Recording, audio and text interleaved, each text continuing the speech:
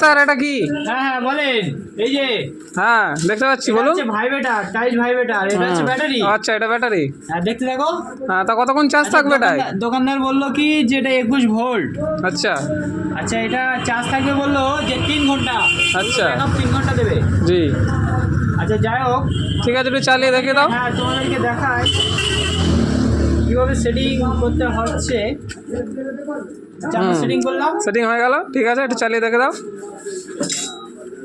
এইভাবে ধরতে হবে। আচ্ছা আচ্ছা, যেভাবে আমি নিচে সাপোর্ট দিচ্ছি না, কারণ আচ্ছা। দোকানদারের থেকে এখনো আমি ফাইনাল কিনিনি। ঠিক আছে। হ্যাঁ, কেনা হয়নি, তার জন্য আমি একটু উপরে রেখে দেখালাম। আচ্ছা, বুঝতে পারছো যে কাঁপছে? হ্যাঁ হ্যাঁ হ্যাঁ, কাঁপছে কাঁপছে কাঁপছে।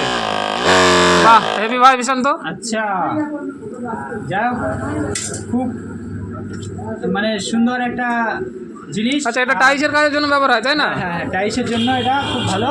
আচ্ছা, যাই হোক, ঠিক আছে, এটা যাক। আমরা আজকে লোয়ার জন্য চিন্তা ভাবনা রাখলাম।